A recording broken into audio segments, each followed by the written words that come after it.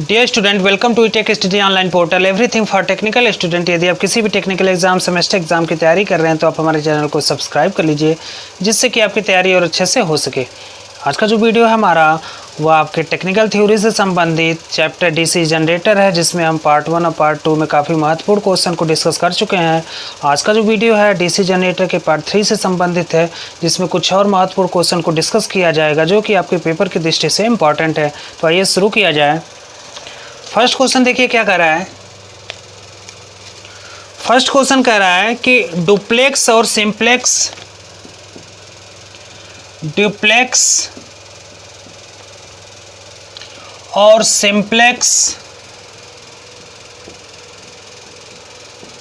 Simplex ये दोनों क्या है, वाइंडिंग के लेयर है। सिंप्लेक्स लैप वाइंडिंग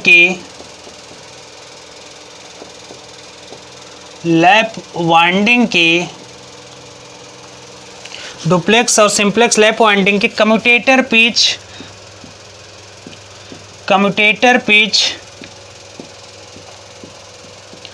का मान क्रमशः है। कम्यूटेटर पिच का मान क्रमशः है। तो ऑप्शन देखिए क्या कह रहा है। पहले है 4,2, क्योंकि डुप्लेक्स और सिंप्लेक्स दोनों का पूछ रहा है तो आप प्रत्येक ऑप्शन में 2 मान मिलेंगे। सेकंड है 2,1, थर्ड है 4,1 और फोर्थ आपका है 2,2। तो देखिए कह रहा है कि डुप्लेक्स और सिंप्लेक्स लैप वाइंडिंग की कम्यूटेटर पिच क्या है, का मान क्रमशः क्या होगा। तो देखिए कम्यूटेटर पिच क्या होता है, स्लॉट की संख्या बटे पोल की संख्या। तो यहाँ पर जो कम्यूटेटर पिच डुप्लेक्स और सिंप्लेक्स लैप वाइंडिंग की होगी वो क्रमशः 2 और 1 होगी। सेकंड क्वेश्चन देखिए। सेकंड क्वेश्चन कह रहा है कि डीसी में 4 पोल मशीन वेव वाइंडिंग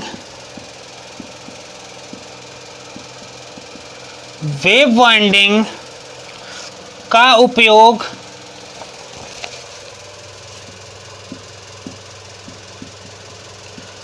उपयोग होता है। समांतर पथ की संख्या बताओ। समांतर पथ की संख्या बताओ।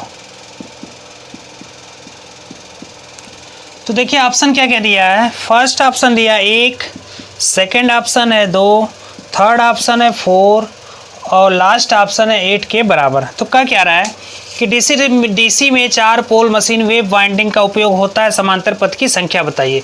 तो देखिए जो वेव वाइंडिंग है, चाहे 4 पोल का मोटर हो, चाहे 8 पोल का मोटर हो, चाहे आपका 16 पोल का मोटर या जनरेटर हो, उस केस में जो समांतर पथ की संख्या वेव के लिए कितना होता है वो फिक्स होता है, A बराबर 2।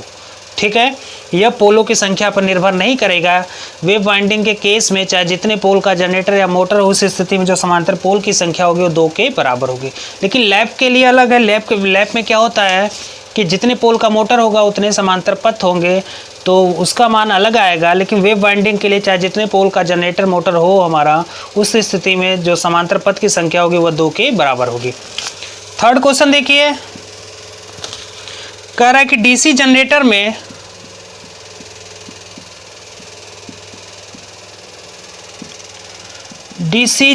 में आरंभिक फ्लक्स निम्न के कारण पैदा होता है। निम्न के कारण पैदा होता है। ठीक है, ऑप्शन फर्स्ट देखिए, कह रहा है कि कोर की संतृप्ति।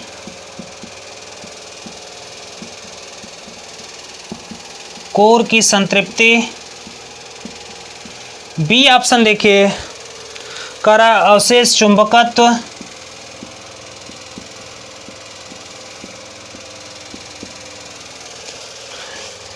सी ऑप्शन देखिए कह रहा है भंवर धारा,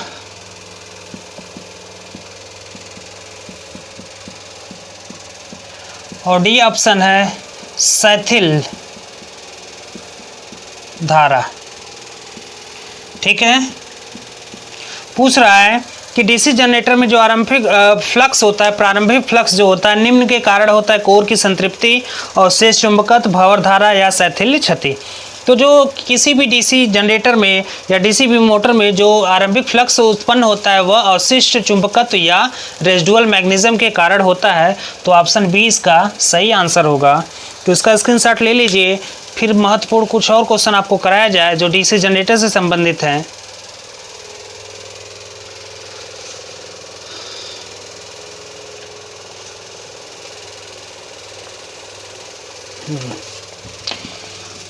ये सारे क्वेश्चन जो आपको कराए जा रहे हैं यह आपके डीसी जनरेटर से ही संबंधित है। तो डीसी जनरेटर में काफ़ी महत्वपूर्ण क्वेश्चन है जो कि पूछे जाने के चांसेस अधिक है या लास्ट ईयर में किसी न किसी एग्ज़ाम में आपका पूछा गया है। तो जितने भी क्वेश्चन कराए जा रहे हैं हर क्वेश्चन के पीछे कुछ न कुछ लॉजिक है, तो आप इसको समझते जाइए और नोट्स बनाना चाहें तो नोट्स भी बना सकते हैं। नेक्स्ट क्वेश्चन देखिए, क्वेश्चन नंबर 4 क्या कह रहा है कि डीसी शंट जनरेटर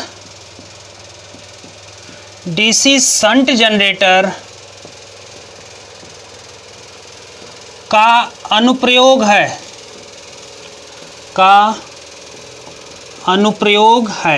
यानी कह रहा है कि डीसी शंट जनरेटर का प्रयोग हम कहाँ करते हैं। अब देखिए ऑप्शन क्या क्या दिया है। पहला ऑप्शन है वेल्डिंग, दूसरा ऑप्शन आपको दिया है बूस्टर, तीसरा ऑप्शन दिया इलेक्ट्रोप्लेटिंग,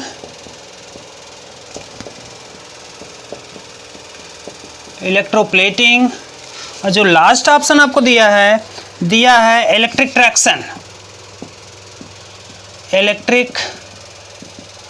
ट्रैक्शन।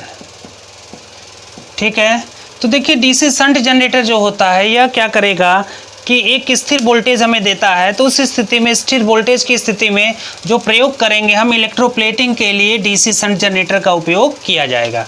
नेक्स्ट क्वेश्चन देखिए, 5वां नंबर कह रहा है कि सिंप्लेक्स वेव वाइंडिंग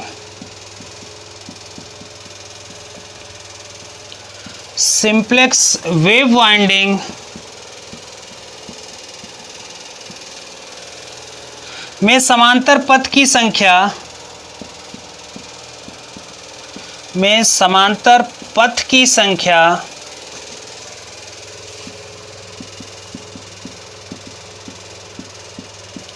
कितनी होगी।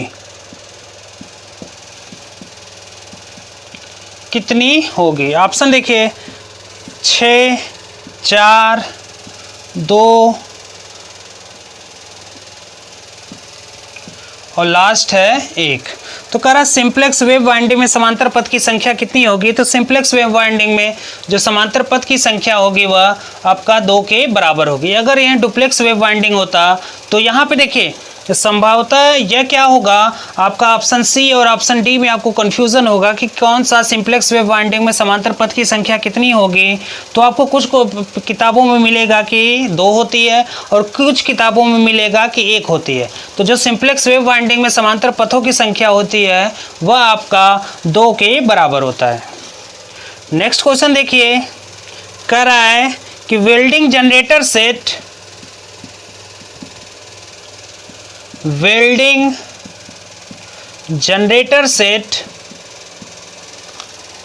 के लिए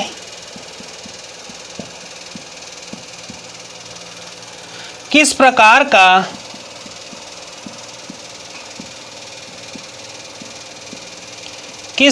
का डीसी जनरेटर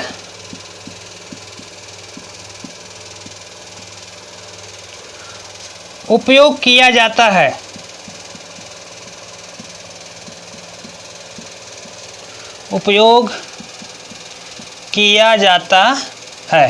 देखिए ऑप्शन क्या क्या है। पहला शंट जनरेटर, दूसरा कह रहा है डिफरेंशियल कंपाउंड,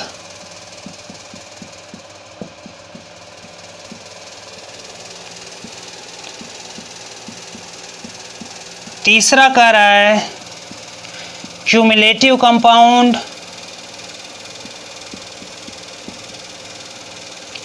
क्यूमुलेटिव कंपाउंड, और चौथा कह रहा है सीरीज, चौथा कह रहा है श्रेणी। तो जो आपका वेल्डिंग के लिए जो कंपाउंड जनरेटर प्रयोग किया जाता है वह होता है डिफरेंशियल कंपाउंड डीसी जनरेटर का प्रयोग हम लोग वेल्डिंग के पर्पज से करते हैं। तो यह कुछ महत्वपूर्ण क्वेश्चन रहा है, इसका स्क्रीनशॉट ले लीजिए, फिर आगे क्वेश्चन बताया जाए आपको।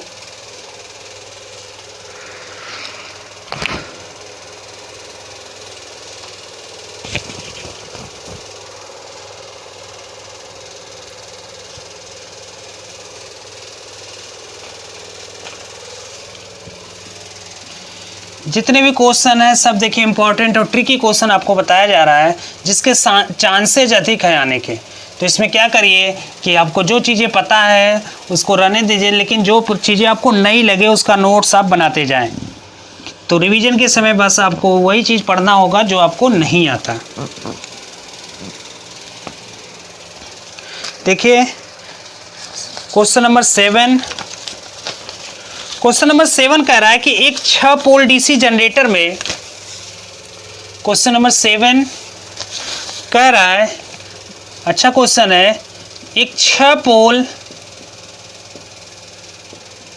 डीसी जनरेटर में, एक 6 पोल डीसी जनरेटर में तरंग वेष्टित यानी वेव वाइंडिंग, तरंग वेष्टित आर्मेचर है,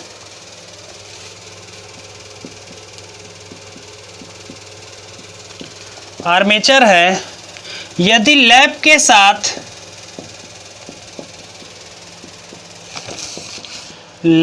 साथ पुनः वेष्टित किया जाए, वेष्टित किया जाए तो प्रेरित विद्युत वाहक बल, प्रेरित विद्युत वाहक बल होगा। बढ़िया क्वेश्चन है। क्या कह रहा है कि एक हमारे पास डीसी जनरेटर एक बार वेव वाइंडिंग कर दिए, तो उस स्थिति में 6 पोल का डीसी जनरेटर है, तो एक बार लैप वाइंडिंग करेंगे, एक बार वेव वाइंडिंग करेंगे, तो दोनों के विद्युत वाहक बल में कितना गुना का अंतर होगा या एक दूसरे का कितना फोल्ड होगा, कितना गुना होगा, उसके बारे में पूछा जा रहा है। तो देखिए पहला ऑप्शन है 6 गुना, दूसरा ऑप्शन है 6 गुना घटेगा, पहला है 6 गुना बढ़ेगा, तीसरा देखिए करा 3 गुना बढ़ेगा,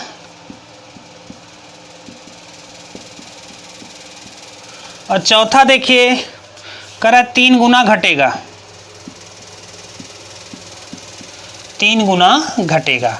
देखिए सवाल आप देखेंगे तो बढ़िया सवाल है। इसमें करना क्या है, देखिए तो ऐसे सवालों में क्या करेंगे, काफ़ी चीज़ें हमें पता है, तो बस सवाल को पढ़ते जाइए, जो जो चीज़ें दी गई है उसको लिखते जाइए। तो यहाँ पे देखिए क्या कह रहा है कि एक 6 पोल डीसी जनरेटर में तरंग वेष्टित आर्मेचर है, यदि लैप के साथ, देखिए तो एक बार हम क्या करें, तरंग का कैलकुलेशन कर ले, वेव का, और एक बार लैप का कैलकुलेशन कर ले, दोनों के विद्युत वाहक बल में क्या संबंध बन रहा है, बस वही चीज़ें हम निकाल लें। तो देखिए वेव वाइंडिंग के लिए डीसी जनरेटर का जो जनरेटेड ईएमएफ होता है उसका फार्मूला होता है P/N/Z/60 है, ठीक है, चाहे लैप वाइंडिंग हो चाहे वेव वाइंडिंग हो, फार्मूला यही होगा। इस स्थिति में देखिए 6 पोल का हमारा डीसी जनरेटर है, तो यहाँ भी क्या होगा, P की जगह कितना हो जाएगा 6 के बराबर, और जब तरंग वाइंडिंग है तो A का मान कितना हो जाएगा 2 हो जाएगा। तो इसको हम लिख सकते हैं कि 6/2 N/Z/60, ठीक है, यह हो गया, ठीक है। तो 6/2 का मतलब कितना हो गया 3 N/Z/60, यह हो गया तरंग वाइंडिंग के लिए, ठीक है। अब लैप वाइंडिंग के लिए देखिए फार्मूला चाहे लैप वाइंडिंग का हो चाहे वेव वाइंडिंग का हो, जनरेटेड ईएमएफ का जो फार्मूला होगा एक ही होगा, यह 60 के बराबर होगा। इस स्थिति में देखिए तो हमारा जो P का मान है वह 6 है, N/Z को हम ऐसे ही रहने दे रहे हैं 60। अब देखिए लैब के केस में क्या होता है कि जो समांतर पथ होती है वो पोल की संख्या के बराबर होगी, तो ए का मान कितना हो जाएगा 6 के बराबर। तो देखिए ये 6 से कैंसिल हो गया, तो बचेगा क्या n5z/60। तो यहाँ पे देखिए यहाँ क्या है n5z/60 है, यहाँ n5z/60 है, यह क्या है जो वेव के केस में है यह 3 गुना हो गया किसका, लैप वाइंडिंग का। तो हम कह सकते हैं कि इजी वेव यह बराबर होगा 3 गुना इजी लैप। ठीक है, लैप के केस का कितना हो गया 3 गुना के बराबर हो गया। अब हम ऑप्शन देखेंगे।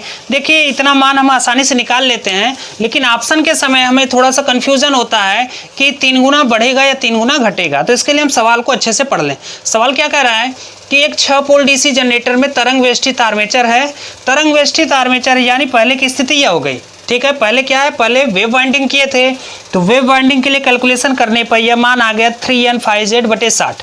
अब कह रहा है कि यदि लैप के साथ पुनः वेष्टित किया जाए तो यानी सेकेंड स्थिति यह हो गई। ठीक है, तो वेव के केस में जो हमारा जनरेटेड ईएमएफ है वह लैप के केस का क्या हो गया 3 गुना है। तो यहाँ पे अगर 3 गुना मिल रहा था तो यहाँ पे 1 गुना मिल रहा है, तो यानी मान क्या हो गया 3 गुना कम हो गया।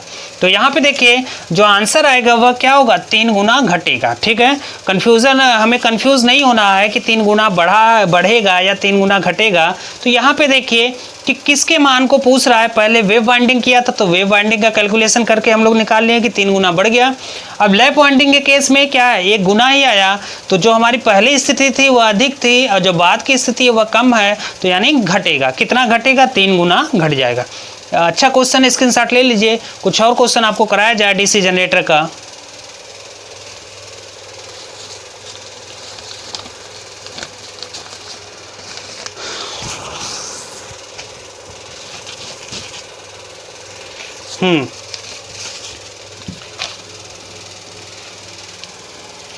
इस टाइप के भी क्वेश्चन आने के चांसेस अधिक रहते हैं कि कितना गुना बढ़ जाएगा कितना गुना घटेगा। तो इसमें कुछ करना नहीं है। देखिए कुछ नया काम नहीं किया गया। इसमें जो हमें फार्मूला पता था डीसी जनरेटर के जनरेटेड ईएमएफ का फार्मूला होता है easy is equal to Pn5z/60 है। बस यहाँ पे क्या करना था, किस प्रकार की वाइंडिंग है, लैप वाइंडिंग है तो समांतर पथ पोल के बराबर होगा, और जब वेव वाइंडिंग है उस स्थिति में समांतर पथ क्या होगा, पोल तो हमारा 2 के बराबर होगा। 8वां क्वेश्चन देखिए। 8वां क्वेश्चन कह रहा है डीसी जनरेटर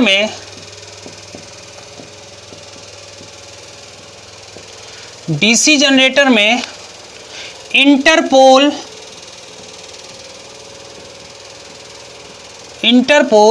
कुंडली जोड़ी जाती है। इंटरपोल कुंडली या इंटरपोल वाइंडिंग जोड़ी जाती है, वही पूछ रहा है किसके साथ जोड़ी जाती है। ऑप्शन ए देखिए, कह रहा है आर्मेचर के श्रेणी में,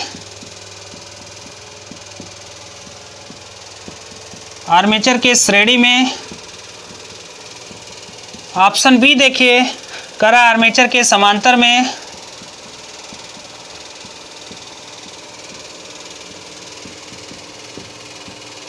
आर्मेचर के समांतर में। सी देखिए लोड के समांतर में।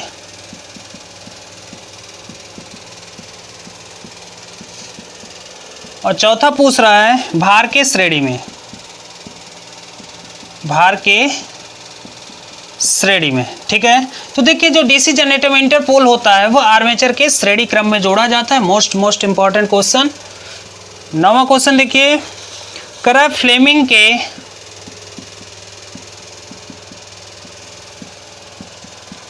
बाएं हाथ के नियम के अनुसार बाएं हाथ के नियम के अनुसार अंगूठा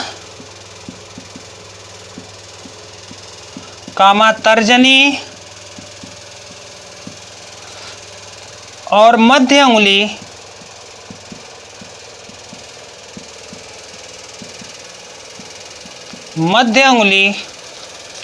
के बीच कोण होगा,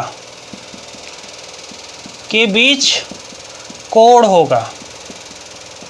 तो ऑप्शन देखिए, पहला ऑप्शन कह रहा है दो परस्पर 180 डिग्री। ऑप्शन सेकंड है परस्पर 90 डिग्री।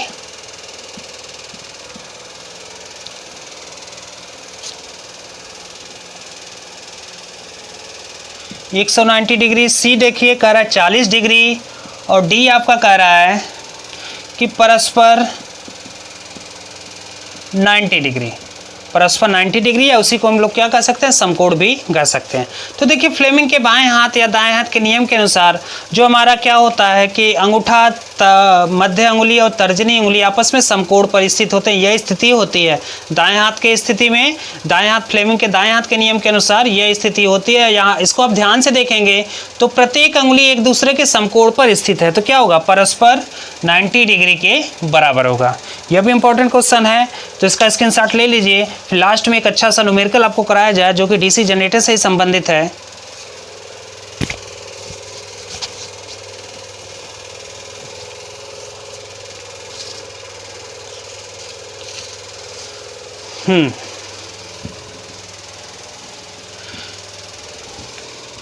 जितने भी क्वेश्चन हैं आपको यहाँ पे डीसी जनरेटर कराए जा रहे हैं, यह सारे क्वेश्चन कभी ना कभी पूछे गए हैं और बहुत ही इंपॉर्टेंट क्वेश्चन है।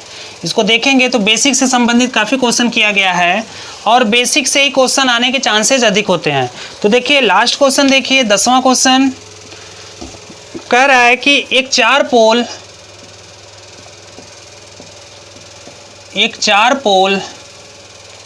डीसी जनरेटर, एक 4 पोल डीसी जनरेटर का आर्मेचर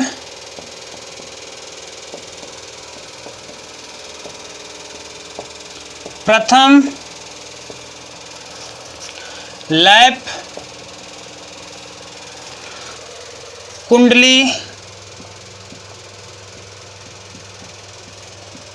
व पुनः तरंग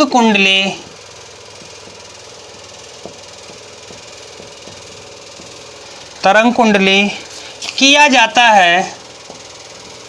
यानी एक हमारे पास डीसी जनरेटर है जिसमें पोलों की संख्या 4 है। एक बार हम उस डीसी जनरेटर को लैप वाइंडिंग कर रहे हैं, दूसरी बार उसे वेव वाइंडिंग के द्वारा जोड़ा जा रहा है। यदि आर्मेचर में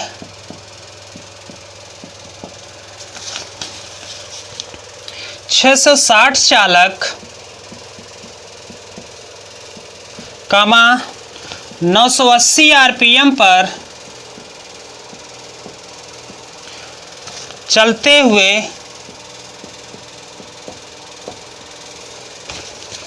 980 आरपीएम पर चलते हुए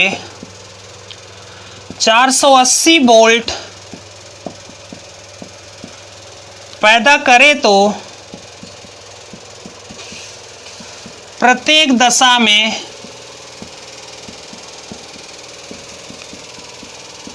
फ्लक्स बताओ। क्वेश्चन देखिए बहुत ही अच्छा क्वेश्चन है। इसमें क्या रहा है कि सारी चीज़ें दे दी गई हैं, तो एक बार किसी जनरेटर का लैप वाइंडिंग के द्वारा वाइंडिंग की गई है, दूसरी बार उसे वेव वाइंडिंग से वाइंडिंग की गई है। तो कह रहा है कि दोनों की स्थिति में फ्लक्स का मान बताइए, जबकि दोनों की स्थिति में उत्पन्न विद्युत वाहक बल है वह 480 वोल्ट है। उसके बाद 660 चालक है, 980 आरपीएम पे हमारा डीसी जनरेटर चल रहा है। तो हम क्या करें कि एक साइड फिर लैप वाइंडिंग का कैलकुलेशन कर लें और दूसरी साइड हम क्या करेंगे, वेव वाइंडिंग का कैलकुलेशन करेंगे जैसे इसके पहले किए थे। ठीक है, यह वेव की स्थिति हो गई या लैप की स्थिति हो गई। तो लैप में क्या होता है, ए बराबर पी होता है और वेव में क्या होगा, ए बराबर 2। ठीक है, तो देखिए जनरेटेड ईएमएफ इजी 480 वोल्ट यहाँ है, चालक की संख्या जेड बराबर 660 है, एन का मान दिया है आपका 980 आरपीएम और पी का मान दिया है 4। इधर भी देखिए ईजी का मान दिया है 480 आरपीएम, जनरेटेड ईएमएफ हो गया 480 वोल्ट, जेड का मान हो गया आपका 660, एन का मान हो गया 980 आरपीएम। ठीक है, और पी का मान है कितना, 4। तो दोनों के केस में फ्लक्स बताना है। तो यहाँ भी पूछ रहा है कि फ्लक्स क्या होगा और यहाँ भी पूछ रहा है फ्लक्स क्या होगा। तो हमें एक फार्मूला पता है कि डीसी जनरेटर में जो जनरेटेड ईएमएफ या उत्पन्न विद्युत वाहक बल होता है वो ईजी बराबर होता है Pn φz बटे 60 के बराबर। तो इसको सॉल्व कर लिया जाए तो ईजी इज इक्वल टू होगा Pn φz बटे 60 है, ठीक है। या यहाँ से अगर हम फाई निकालना चाहें तो फाई का मान आ जाएगा ईजी इंटू 60 है बटे PnZ। तो ईजी का मान कितना है 480 गुणे 60, क्योंकि लैप वाइंडिंग है तो ये बराबर P हो जाएगा। तो ऊपर 4 होगा तो नीचे भी 4 होगा। N का मान है आपका 980 और Z का मान है 660। तो देखिए 4 से 4 कैंसिल हो गया, ठीक है। इसको जब सॉल्व किया जाएगा तो यह वैल्यू आपकी आ जाएगी, यह फाई है। इसको सॉल्व करने पे फाई का जो मान आएगा, अब देखिए इसको थोड़ा सा कैलकुलेशन कर लिया जाए। 1 0 से 1 0 कैंसिल हो गया, यह 11 बार में कैंसिल हो गया, ठीक है। यह 11 बार में कैंसिल हो गया तो आपका ऊपर 480 बच गया। तो 480 1 0 से 1 0 कैंसिल हो गया तो यहाँ 24 ऊपर 24 नीचे 49, तो कितना हो जाएगा 24 बटे 49 गुणे 11, इतना वेबर आ जाएगा, ठीक है। इस स्थिति में जो फ्लक्स आएगा वह 24 बटे 49 गुणे 11 के बराबर वेबर फ्लक्स आ गया, क्योंकि फ्लक्स का मात्रक क्या होता है वेबर के बराबर होता है। तो यह इतना आ जाएगा, यह 11 के बराबर आपका आ गया। इसको जब काटा जाएगा तो 11 के बराबर आ गया। सेकेंड स्थिति में देखिए यहाँ पे जो फाई आएगा फार्मूला वही हो जाएगा आपका ईजी 60 है बटे PnZ, यह आ जाएगा। तो PnZ, तो यहाँ पे देखिए phi is equal to EG का मान कितना है 480 इंटू 60 इंटू ए का मान 2, P का मान कितना है 4, N का मान कितना है 980 और Z का मान कितना है 660, ठीक है। अब देखिए 1 0 से 1 0 यह कैंसिल हो गया, 1 0 से 1 0 यह कैंसिल हो गया, यह 6 11 बार में कैंसिल हो गया। तो बचेगा क्या, यहाँ देखिए 2 दूना 4 और फिर यह 24, तो ऊपर आपका रह जाएगा 24 नीचे 98 गुणे 11, तो यह आ जाएगा 24 बटे 98 गुणे 11, ठीक है। इतना वेबर आ गया सेकेंड केस में फ्लक्स। फर्स्ट केस में आया था कितना 24 बटे 49 गुणे 11 और सेकेंड केस में आपका आ जाएगा फाई इज इक्वल टू 24 बटे 98 गुणे 11 वेबर के बराबर आ जाएगा, जो कि इम्पोर्टेंट क्वेश्चन है। इसका स्क्रीनशॉट आप लोग ले लीजिए।